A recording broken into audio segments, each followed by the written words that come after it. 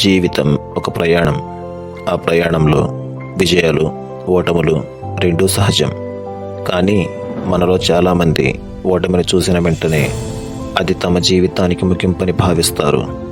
ఇంతే, ఇక నా వల్ల కాదు, నాకు ఇది కుదరదు అనే ఆలోచనలు మనసును ఆక్రమిస్తాయి. నిజానికి ఓటమి నీ ముగింపు కాదు, అది నీ కథలోని ఒక అధ్యాయం మాత్రమే. ఆ అధ్యాయం నుంచి నేర్చుకున్న పాఠాలే నిన్ను మరింత బలంగా, తెలివిగా, ధైర్యంగా ముందుకు నడిపిస్తాయి. ఓటమి అంటే ఏమిటి?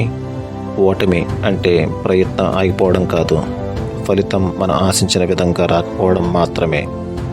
ప్రయత్నం చేసిన వాడికి ఓటమి వస్తుంది, ప్రయత్నించని వాడికి ఓటమి కూడా రాదు, విజయం కూడా ఉండదు.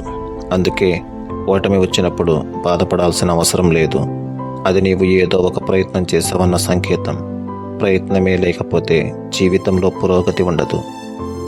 చాలామంది విజయవంతుల జీవితాలను పరిశీలిస్తే వారి విజయాల వెనుక ఎన్నో ఓటములు దాగి ఉన్నాయని తెలుస్తుంది. వారు ఓటమిని అంగీకరించారు, కానీ ఆ ఓటమికి లోబడిపోలేదు. ప్రతి ఓటమిని ఒక పాఠంగా మార్చుకున్నారు. అదే వారిని చివరకు విజయ శిఖరాలకు చేర్చింది. ఓటమి మనకు నేర్పే పాఠాలు. ఓటమి మనకు చాలా విలువైన పాఠాలు నేర్పుతుంది. విజయం మనకు ఆనందాన్ని ఇస్తే, ఓటమి మనకు జ్ఞానాన్ని ఇస్తుంది. మన బలాలు, బలహీనతలు ఏంటో ఓటమి ద్వారానే తెలుస్తాయి. ఏ మార్గం పని చేయలేదో, ఎక్కడ తప్పు జరిగిందో, ఏమి మార్చుకోవాలో ఓటమి మనకు స్పష్టంగా చూపిస్తుంది. ఒక పరీక్షలో విఫలమయ్యామనుకోండి, ఆ ఓటమి అతనికి నువ్వు పనికిరావు అని చెప్పదు, ఇంకా మెరుగ్గా చదవాలి, వేరే విధానంలో సిద్ధం కావాలి అని సూచిస్తుంది.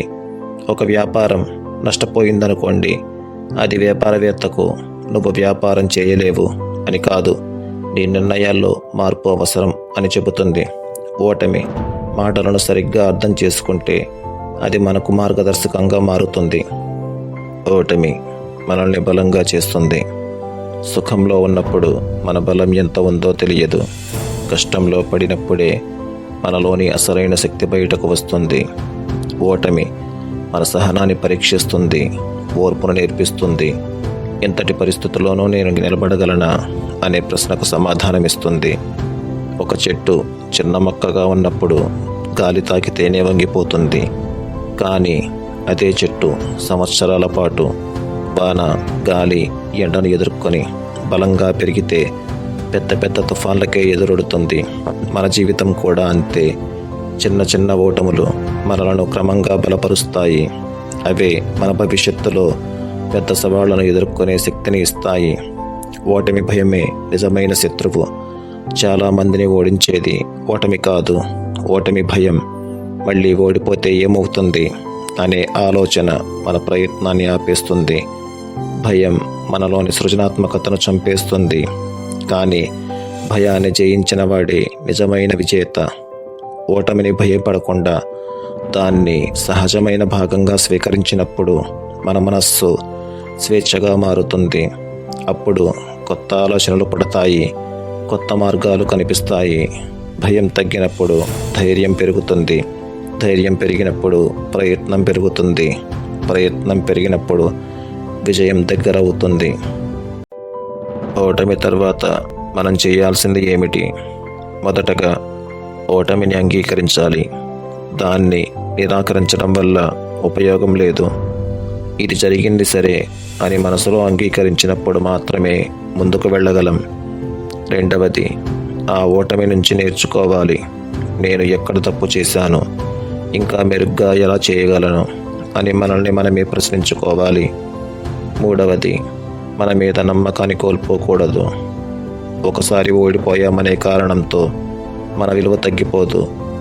మన విలువ మన ప్రయత్నంలోనే ఉంటుంది, మన సంకల్పంలోనే ఉంటుంది. నాలుగవది, మళ్ళీ ప్రయత్నించాలి. ఈసారి కొత్త అనుభవంతో, కొత్త జ్ఞానంతో ముందుకు వెళ్ళాలి.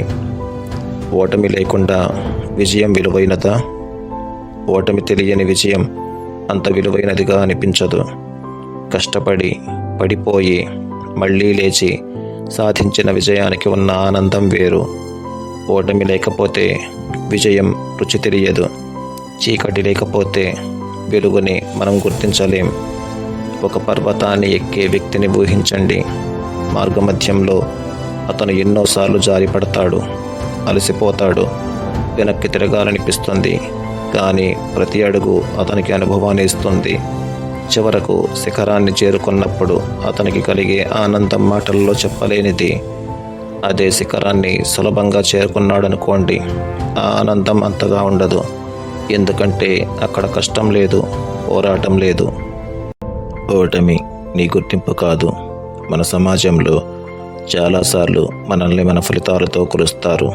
మార్కులు, ఉద్యోగం, జీతం, స్థానం, ఇవే మన విలువ అన్న భావన పెరిగిపోయింది.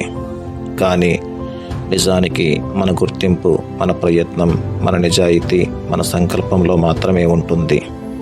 ఒక ఓటమి నీ మొత్తం జీవితాన్ని నిర్వచించదు కదా.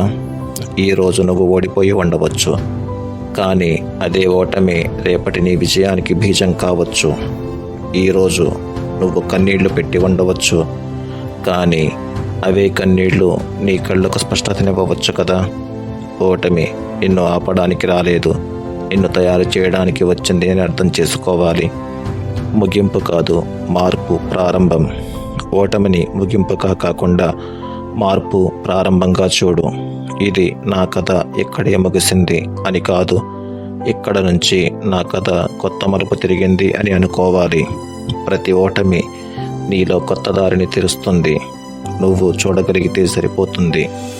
కాబట్టి గుర్తుంచుకో, ఓటమి నీ ముగింపు కాదు, అది నీ ప్రయాణంలో ఒక భాగం, ఒక నిలుపుదల మాత్రమే. ఆ నిలుపుదల వద్ద కూర్చుని బాధపడవచ్చు, లేకపోతే అక్కడి నుంచి కొత్త దిశలో ముందుకు సాగవచ్చు. నిర్ణయం నీది. నువ్వు ముందుకు సాగాలని నిర్ణయించుకున్న క్షణమే ఓటమి తన అర్థాన్ని కోల్పోతుంది. ఎందుకంటే నిజమైన ఓటమి ప్రయత్నం ఆగిపోయినప్పుడే వస్తుంది. ప్రయత్నం కొనసాగుతున్నంతకాలం నీ జీవితం ఇంకా సాగుతూనే ఉంటుంది, విజయం దిశగా. ఈ వీడియో నచ్చినట్లయితే లైక్, షేర్ మరియు సబ్స్క్రైబ్ చేయండి. మీ అమూల్యమైన అభిప్రాయాలను కామెంట్ రూపంలో తెలియజేయండి. Thanks for watching.